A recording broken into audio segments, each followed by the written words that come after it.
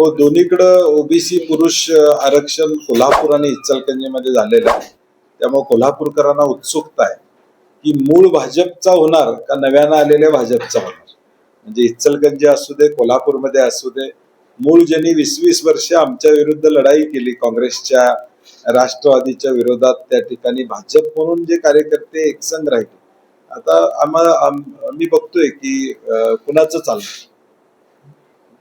आता आरक्षण तर जाहीर झालं, पण महापौर निवडीची तारीख येईपर्यंत सभा बोलवेपर्यंत ते बरेच राजकारणी तापणार आहे. कोणाचा महापौर होणार, काय होणार याचं राजकीय वातावरण तापल्याचं पाहायला मिळणार आहे. त्यामध्ये काही काँग्रेसला कुठं राज्यामध्ये संधी नाही. आज प्रत्येक जिल्ह्यामधली समीकरणं कदाचित या 2-4 दिवसामध्ये बदलण्याची शक्यता नाकारता येत नाही. आणि म्हणून काही ठिकाणी काही गोष्टी महाराष्ट्रामध्ये देखील घडू शकतील, कारण की आपण ते पाहतो की अनेक जिल्ह्यामध्ये नाराजी होते. महापौर पदाचं आरक्षण झाल्यावर कुणाला महापौर पद मिळणार याच्यावरही काही ठिकाणी नाराजी होऊ शकते. परंतु मला वाटते की पार्टी लाईन सोडून काही गडबड होईल महाराष्ट्रामध्ये असं मला वाटत नाही. कारण की शेवटी ट्रिपोल अलायन्स अनेक ठिकाणी झालेला आहे. पोस्टपोल अलायन्स आता महायुती म्हणून त्यांचा त्या ठिकाणी झालेला आहे.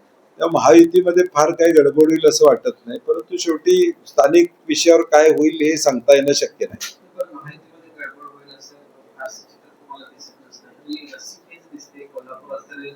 बॅनर लागलेले आहेत, शिवसेनाचाच महापौर होणार अशा पद्धतीचे बॅनर. म्हणजे अंतर्गत कुठेतरी आता कोविड किंवा स्पर्धा. मला वाटत शिवसेनेला इथं महापौर पद मिळेल मला वाटत नाही.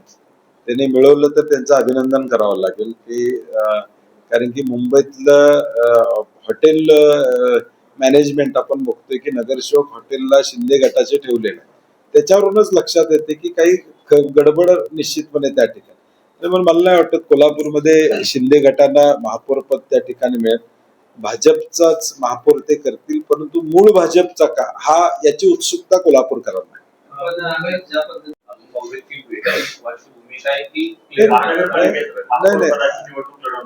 नाही. आम्ही आता आमच्या गटनेत्यांची किंवा आमच्या नगरसेवकांची बैठक घेऊ, कारण की आम्ही 27 तारखेला पुण्यात जाऊन आमचं रजिस्ट्रेशन, कारण नवीनच नेम यावेळी केलाय, तो मला वाटते त्याचा विचार सरकारनं करायला पाहिजे होता.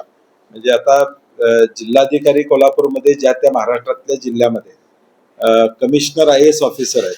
तुम्ही विभागीय आयुक्त पुण्याला सगळ्यांना घेऊन जावा, अमरावतीला सगळ्यांना घेऊन जावा, नागपूरला सगळ्यांना घेऊन जावा, नाशिकला सगळ्यांना घेऊन जावा. मला वाटतं त्याचा विचार करायला पाहिजे होता की तुम्ही कोल्हापुरात जिल्हाधिकारी कार्यालयातच करायला पाहिजे होतं. काय फार अवघड नव्हतं. तुमचा एखादा उपायुक्त जिल्हाधिकारी कार्यालयात आला असता आणि तिथं खातर जमा केली असती तर विषय संपला असता, किंवा कमिशनरांच्या समोर केलं असतं. मला वाटते डिसेंट्रलाइज करण्याऐवजी सेंट्रलाइज्ड, म्हणजे परत सेंट्रलाइज्ड आमच्याकडं. म्हणजे आता अख्ख्या महाराष्ट्रातल्या, पश्चिम महाराष्ट्रातल्या सगळ्या महानगरपालिकेच्या नगरसेवकांनी तिथं जायचं, परेड करायची आणि तिथं जाऊन आपली ओळख पटवून द्यायची. आता गॅझेट निघतंय, ओळख निवडणूक आयोगानं दिलेला तुमचा निकालाचा सर्टिफिकेट आहे. आता परत जाऊन विभागीय आयुक्तांच्याकडे जायचं, सगळ्यांनी तिथं ओळख परेड करायची. मला वाटतं याचा विचार शासनानं करायला पाहिजे होता. ते जिल्हा स्तरावरच महाराष्ट्रातलं ठेवायला पाहिजे. कसं बघताय आरक्षण सोडतीकडे? नियमाप्रमाणे निवडणुकीच्या आधी आरक्षण जाहीर व्हायचं, परंतु आता शेवटी नियम आणि कायदे आता सरकार म्हणेल तसे असतात. त्यामुळे आता ठीक आहे, आज आरक्षण झालेलं आहे, त्या पद्धतीनं आता महापौर निवडी महाराष्ट्रामध्ये होतील. मागचा प्रेसिडेन्स त्यामध्ये धरलाय का, तो एक चर्चा करणं महत्वाचं आहे. कारण की मागची आरक्षणाचे विचार करून पुढची आरक्षण निघाली पाहिजे, हे साधारणपणे एक थंब रूल आहे. तो आता त्यांनी सगळ्या महापालिकेत लागू केलाय का तो बघणं गरजेचं आहे. कारण की जिल्हा परिषदच्या गटांचे जे आरक्षण झाले ते मागचे आरक्षण गृहीत न धरता नव्यानं आरक्षण अशा पद्धतीचं नियोजन त्यांनी केलं होतं.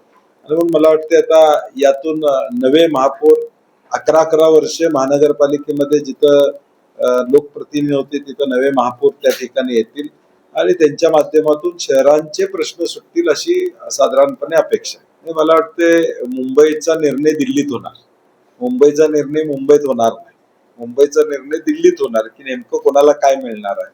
आणि ते मला वाटते 2 दिवसात जाहीर होईल की शिंदे गट दबावाखाली किती आहे हे आता या वाटणीवरून लक्षात येईल महाराष्ट्रामध्ये की एकनाथ शिंदेच्यावर दबाव किती आहे का, त्यांची बार्गेनिंग पॉवर अजून शिल्लक आहे का, हे आता महाराष्ट्राला दिसून येईल. काल दुष्टविचार असं होतं की या सगळ्याचा निर्णय मुख्यमंत्री आल्यावर सगळं मला वाटते काल एक सोशल मीडियावर व्हॉट्सअप व्हायरल झालेला आहे की मुख्यमंत्री काय काय निर्णय घेणार आहेत. मला वाटतं आता कोल्हापूरच्या महापौर पदाचा सुद्धा निर्णय मुख्यमंत्री घेणार असतील तर मग इथले नेते सक्षम नाहीत हे सिद्ध होते. खरं तर सगळ्यात मोठा पक्षपदाची निवडणूक लढणार आणि मी ते सांगितलं आमची नगरसेवकांची बैठक होईल आणि त्यानंतर आम्ही निर्णय घेऊ. तारीख लागल्यानंतर त्याच्या आदल्या दिवशी आम्ही बैठक घेऊ आणि निर्णय घेऊ.